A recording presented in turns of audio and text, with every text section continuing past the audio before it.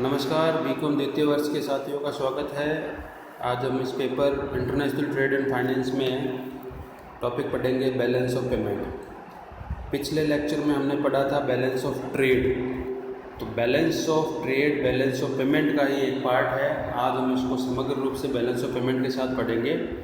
Balance of payment का meaning अर्थ क्या है?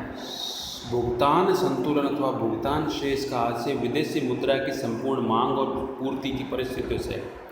विभिन्न अर्थशास्त्रियों ने इसकी अलग अलग परिभाषा दी है। जैसे प्रोफेसर हैबलर के अनुसार भुगतान संतुलन वाक्यांश का प्रयोग विदेशी मुद्रा की संपूर्ण मांग और पूर्ति संबंधी परिस्थितियों के अर्थ में किया जाता है। इसी अर्थ में भुगतान संतुलन की धारणा का अंतर्राष्ट्रीय व्यापार विवेचनों में सर्वाधिक प्रयोग होता है।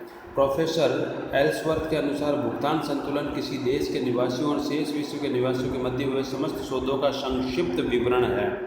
और तीसरा है प्रोफेसर जेम्स इनग्राम के अनुसार भुगतान संतुलन उन सभी आर्थिक लेन देन का अभिलेख है जो एक देश के निवासियों और शेष संसार के बीच एक निश्चित समय में होता है। तो अगर अपन सामान्य भाषा में कहें तो बैलेंस ऑफ पेमेंट क्या है?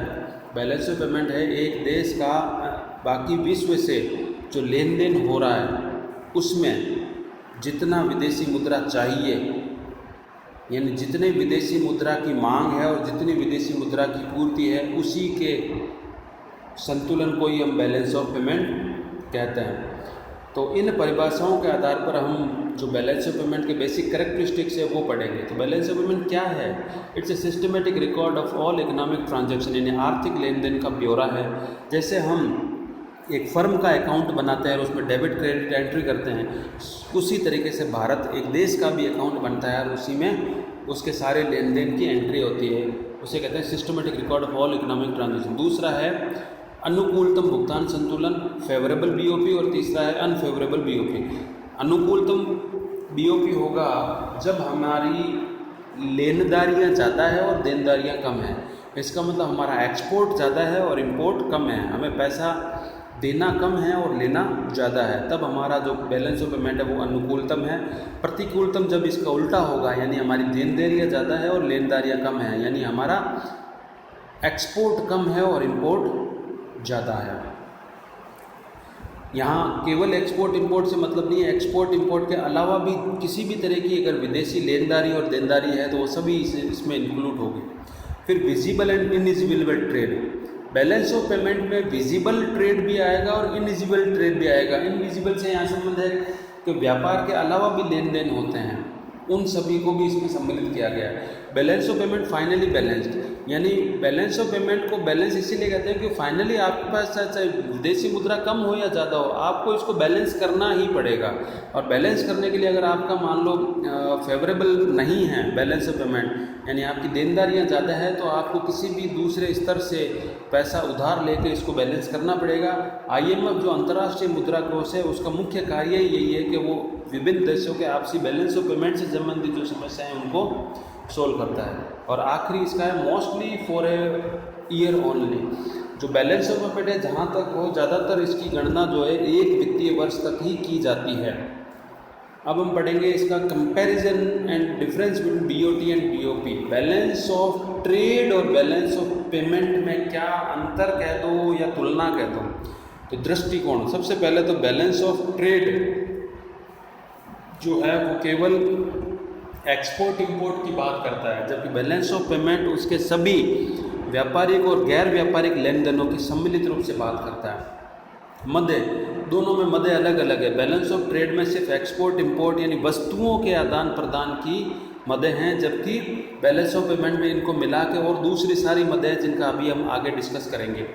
एरिया यानी क्षेत्र, बैलेंस ऑफ ट्रेड का एरिया केवल एक्सपोर्ट इंपोर्ट है, जबकि बैलेंस ऑफ पेमेंट का एरिया अन्य सारी मदे भी हैं, जिसमें निवेश, विदेशी मुद्रा का आवागमन और ये सारी चीज़ें भी आती है। प्रकृति जो बैलेंस ऑफ ट्रेड की प्रकृति है वो व्यापारिक है। बैलेंस ऑफ ट्रेड की प्रकृति व्यापारिक है।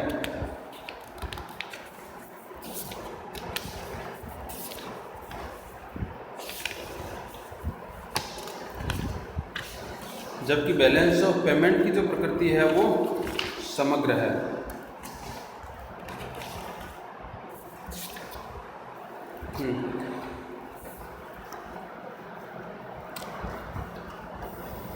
फिर विश्लेषण। विश्लेषण में क्या होता है?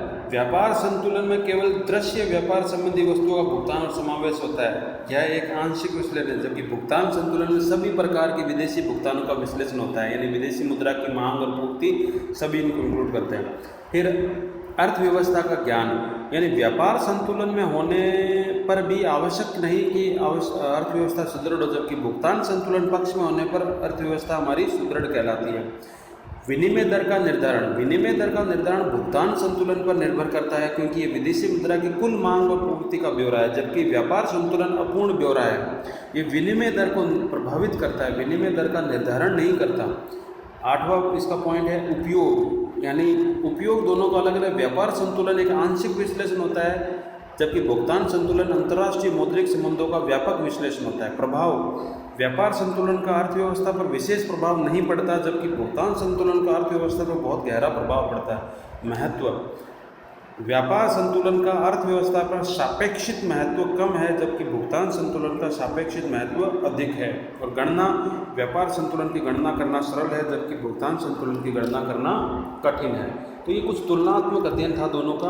अब यहाँ मैंने आपको एक इसका एग्जाम्पल बताया है, बैलेंस ऑफ पेमेंट का एक एग्जाम्पल दिया है कि भाई क्या किस साइड में होते हैं। तो आप इसमें गौर से देखोगे तो आपको पता लगेगा, इसमें 2 साइड होते हैं।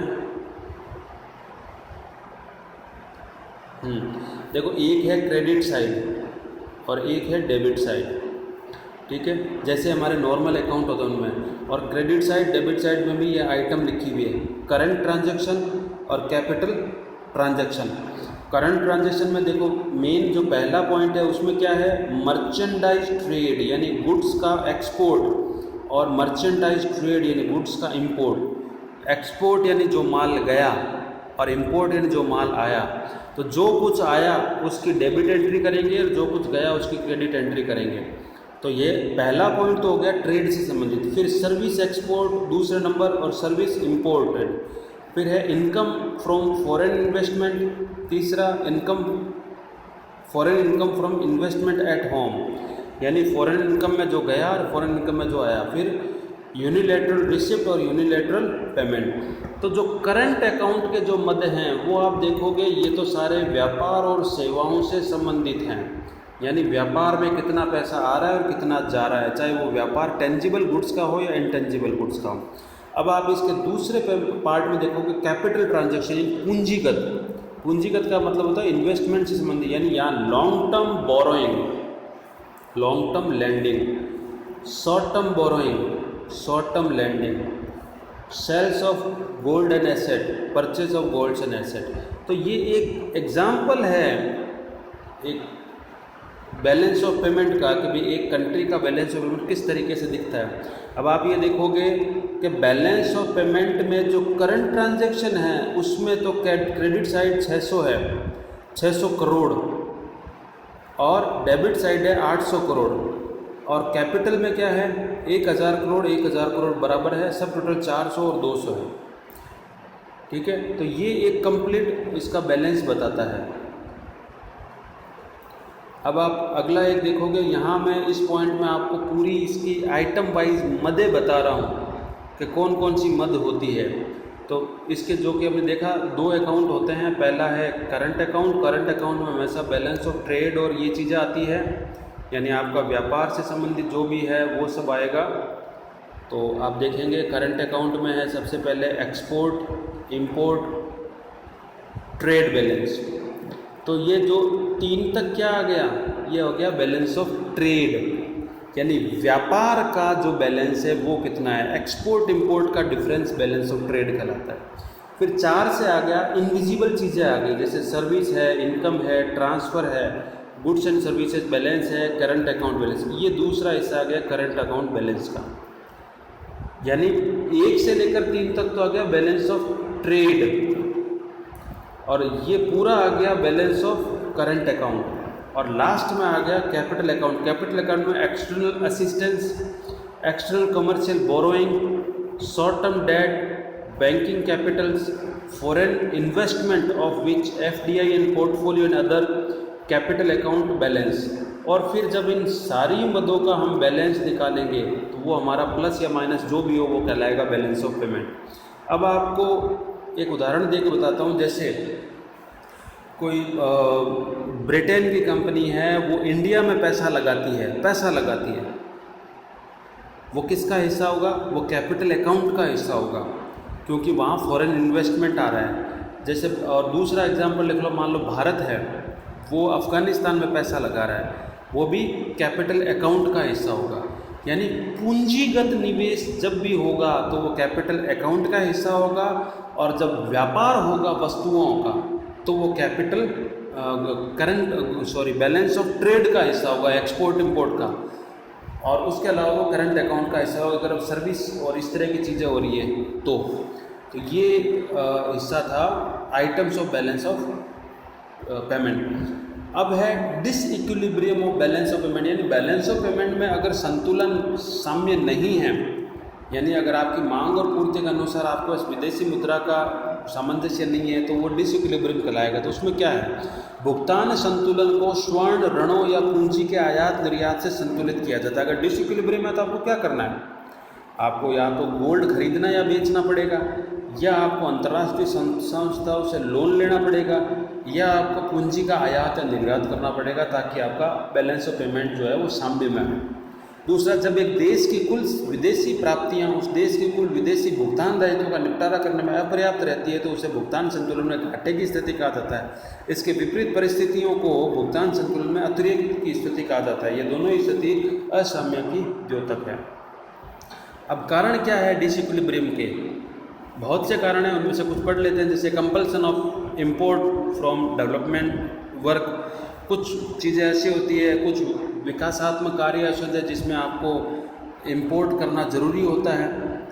स्लो ग्रोथ ऑफ एक्सपोर्ट की जो विकास दर है वो धीमी रहना।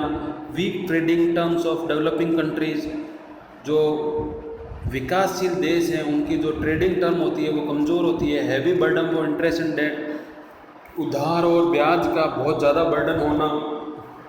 Protection and import restriction of developed country, जो विकसित देश होते हैं वो कई तरह के अपने व्यापार में प्रतिबंध लगा देते हैं। डेडली क्राइसिस और इन्फ्लेशन, महंगाई दर में बहुत ज़्यादा वृद्धि होना। पॉपुलेशन एक्सप्लोजन, जनसंख्या दर में वृद्धि होना। एक्सपेंडिचर ऑन वार प्रिपरेशन, युद्ध से संबंधित तैयारियां करना। Increased expenditure on social services, सामाजिक सेवाओं पर ज़्यादा खर्च करना। डिक्लाइन इन फॉरेन एड, विदेशी पैसे में कमी आना। Miss use of foreign exchange reserve, विदेशी मुद्रा भंडार का गलत यूज करना। High growth rate of import की ग्रोथ जो वृद्धि दर है वो ज़्यादा होना। इंक्रीज टेंडेंसी इन इंपोर्ट, लोगों में इंपोर्ट की टेंडेंसी ज़्यादा होना। नेचुरल कैलेमिटी यानी प्राकृतिक आपदा, और कैपिटल आउटफ्लो, विदेशी पूंजी का बाहर की तरफ आ जाना। ये कुछ कारण है डिसइक्विलिब्रियम के। अब रेमेडीज, उपाय क्या है? उपाय जैसा कारण पता लगे उससे उल्टा है। सबसे पहले तो एक्सपोर्ट प्रमोशन है। आप ज़्यादा से ज़्यादा अपने देश में एक्सपोर्ट को बढ़ावा दीजिए। जब आप एक्सपोर्ट बढ़ावा देंगे तो आपके पास विदेशी मुद्रा का ज़्यादा होगा। इंपोर्ट को कंट्रोल करो, जो माल मंगा रहे हो उनको कंट्रोल करो, कम मंगाओ। फॉरेन इन्वेस्टमेंट को प्रमोशन करो, बाहर से विदेशी मुद्रा को ज़्यादा बढ़ाओ। फॉरेन लोन लो, विदेशों से लोन लो। एक्सचेंज कंट्रोल करो, currency contraction and price control. Foreign tourism, विदेशी जो टूरिज्म है उनको बढ़ावा देना। डिवैल्यूएशन, अपनी मुद्रा का डिवैल्यूएशन करना जिससे आपका एक्सपोर्ट जो है वो सस्ता हो जाए। लोन असिस्टेंस फ्रॉम IMF से लोन लेना। इंपोर्ट सब्सटीट्यूशन, जो आप इंपोर्ट कर रहे हो उसका विकल्प अपने देश में ढूंढना। और पोस्टपोनमेंट ऑफ डेट पेमेंट, अगर ज़रूरत हो तो आप राजनीतिक बातचीत करके जो डेट पेमेंट है उसको थोड़े समय के लिए पोस्टपोन करें ताकि आपका बैलेंस ऑफ पेमेंट संतुलन में आए। इसी के साथ में हमने जो आज टॉपिक किया वो बड़ा अच्छा टॉपिक है, बैलेंस ऑफ ट्रेड से संबंधित है। आप इससे संबंधित जो स्टडी मटेरियल उसको ढंग से पढ़ें, ध्यान से पढ़ें, और इसके डाउट हो वो क्लियर करें। अगले टॉपिक में हम फिर मिलेंगे, तब तक स्वस्थ रहें।